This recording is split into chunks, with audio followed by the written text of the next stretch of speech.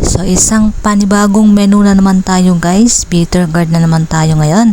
Ayan, naghiwa ako ng bitter gourd ng pabilog. Siyempre, hinugasan ko muna at tinanggalan ng seed sa gitna. And then, magpapakalaw na tayo ng tubig at maglalagay tayo ng asin. Kailangan natin ito guys para mapanatili yung kulay ng ating bitter gourd at mabawasan yung bitterness. So ayan guys, ipapakulo lang natin siya ng ganyan. Huwag natin siya masyadong lutuin o lantain dahil may second round pa yan mamaya. Igigisa pa natin yan.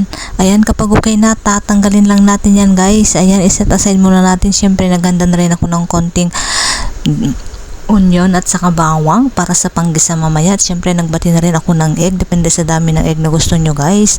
Ayan, naghanda na rin pala ako ng hipon. Hindi ko nga lang napakita sa video.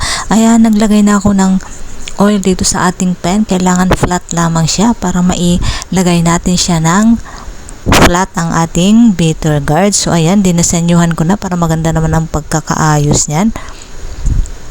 Ayan guys, siguradong magugustuhan nyo ito guys dahil napakasarap naman. Legit na legit. Isa ito sa pinakamasarap, pinaka-the best na menu na aking ginawa. And then isi-share ko lang sa inyo guys. And then ilalagay na natin yung ating binating egg. Minarinate ko pala ng egg nang nilagyan ko ng asin at saka konting pepper.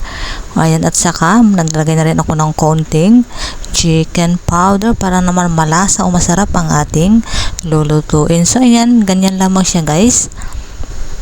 Ayan, huwag natin siya masyadong lutuin. Kaya nga blinans natin yan kanina. And then nilagay ko na yung hipon. Ayan, dahil ayaw nila ng hipon dito guys, so hindi ko tinapon yung ulo niya dahil pwede pa yan guys. Ayan, i-design ko na, nilagay ko na sa gitna ng ating bitter gourd at dinasenyuhan ko na rin siya ng kaunting onion. Ayan, depende na sa design na gusto nyo gawin guys. Ayan, nilagyan ko lahat para naman maganda yung pagkakadesign ng ating lulutuin. Kaya nga wag natin siya masyadong lutuin guys. Siguraduhin lang natin na low flame ang ating apoy para hindi masunog ang ating lulutuin. O much better, habang ginagawa nyo ng design, patayin nyo muna. And then ayan, ilalagay na natin yung kaunting mixed herbs. Ayan, kung gusto nyo ng mas marami guys, pwede nyong damihan. Depende na sa panlasa nyo guys.